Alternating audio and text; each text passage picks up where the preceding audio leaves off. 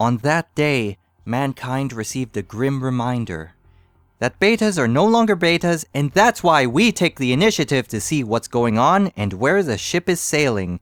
Titanfall is a game by Respawn Entertainment, the same people who founded Infinity Ward and created the Call of Duty series. They formed a new company, and here they are with their first game, currently in beta. This is a multiplayer-only game, it runs on the Source engine, and the games are hosted on Microsoft's Azure service. Let's take a look. I went into this thinking this is just Call of Duty with mechs, but there's more to it than just that. While it largely does have the same feel to it, there are some advanced movements you can do, like double jumps, wall jumps, and grabbing onto ledges. I wouldn't call this full-on parkour, but there are some elements of that in here. These movements get you from place to place very quickly and helps you outmaneuver the other team. When the game starts, it feels like a standard Call of Duty game. You pick your loadouts, and you take on the enemy depending on the game mode. Attrition is a team deathmatch, Hardpoint is a domination game mode where you capture points on the map, and Last Titan Standing is basically just that. What's different here are a few things. You're still sprinting around, but there's more vertical combat than before. That is, you're aiming up and down more because of these movements and the Titans, and you also have a number of AI grunts who fight alongside you on the map. Not only does this serve to make the battlefield more livelier than just with the players, they're also used for farming, similar to MOBA games. Instead of golden experience, killing the enemy grunts will reduce the timer for your Titanfall. Same thing with the other players. Kill them to get your Titan faster. Once the timer runs out, you pick a location and you call down your Titan.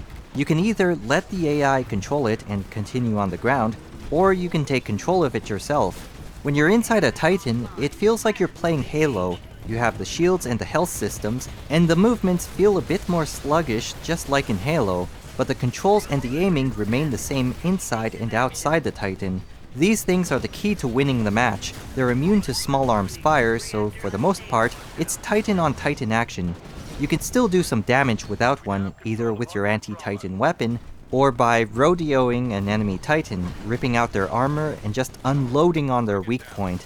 Everything in the game feels like it lends itself to one another, as opposed to tacking on mechs to Call of Duty. You have to farm the grunts similar to MOBA games so that you can get your Titan faster. You have to keep your team's Titans on the field to maintain control of the map. There's even a post-match event where the losing team has to evacuate to a dropship to escape. It doesn't affect the result of the match, and I'm not entirely sure what you get if you evacuate successfully, or if the dropship is taken out. It's still a cool but gimmicky thing to have to increase the immersion, instead of everyone simply stopping where they are and you see a score screen, so I like this. The weapon balance seems okay so far. There's nothing blatantly overpowered, though this can change over time as the game is figured out more. But at this time, I have absolutely no problems with the gameplay. It's fun and it's good, but I'm sure many of us know, having good gameplay by itself isn't enough. I feel this is a similar situation that happened with the Call of Duty series beginning with Modern Warfare 2, and that's why we have this analysis. Titanfall will be released on March 11, less than 3 weeks from now, so I don't believe for a second that this beta is an actual beta. The game has to have gone gold. The physical copies have to be pressed, packaged, and shipped to retail stores in this time frame. I would expect a day 1 patch if you buy a physical copy, just as a formality. Come release day, Titanfall will have a huge PR problem in some regions. If you live in the southern hemisphere, you'll have problems with lag. Titanfall uses Microsoft's Azure service, basically dedicated servers that Microsoft has full control over. So it's not the community-run dedicated servers we're referring to when we say dedicated servers. The big location to pay attention to is Australia. Microsoft doesn't have a data center there, so the nearest servers the Aussies will be playing on is in Singapore, and as I understand it, the ping times are somewhere between 150 and 400, depending on how your ISP routes to Singapore. This ranges from sort of playable to unplayable, and this will piss off a lot of people. That being said, I believe Titanfall will still do well in Australia. Why? Because the average gamer probably doesn't know this. They already have their pre-orders, they'll pick it up from the store at the midnight launch on March 11, and they'll be pissed off when they can't play it properly. South America and South Africa, well, that's just out of the question. It's a smaller console market in those places, so Microsoft doesn't really care about them. But hey, Titanfall will still be sold there because why not? People are willing to buy it. Asia probably doesn't care, even though there's data centers in Hong Kong and Singapore. It's a different gaming culture over there. As for Europe, the Xbox One hasn't even launched in many places over there, so it's mainly a PC launch. They have data centers in Ireland and the Netherlands, so they should be okay. North Africa and the Middle East seems to be somewhat okay based on a couple articles. Again, PC launch and they connect to the Netherlands. Ping times are around 100 to 200, so it's somewhat okay. The game will of course be the most popular in North America. Americans love their consoles and they'll be given the most support. After a few months, its features, or the lack of them, will begin to rear its ugly head. Two major points I'll touch on. First, some of you may have heard that the PC version will have aim assist when playing with a controller. This is a problem because it's in the game. The argument is that you can now play the game with a controller and perform just as well as those playing with a mouse and keyboard.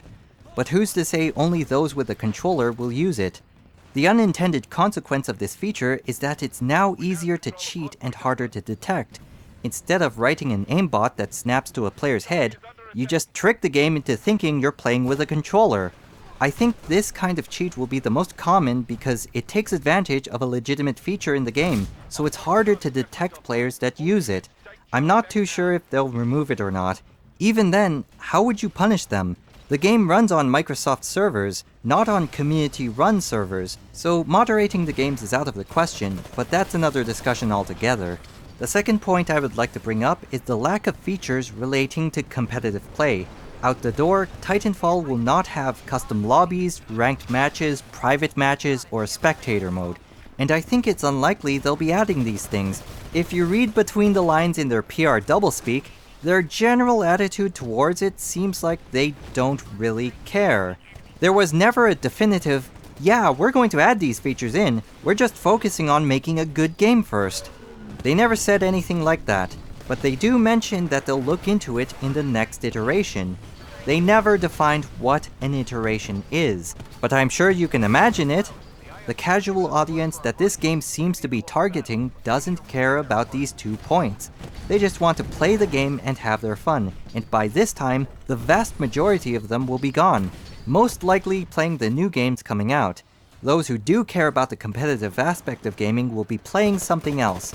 I don't think the game will die off entirely, but the player base will be small.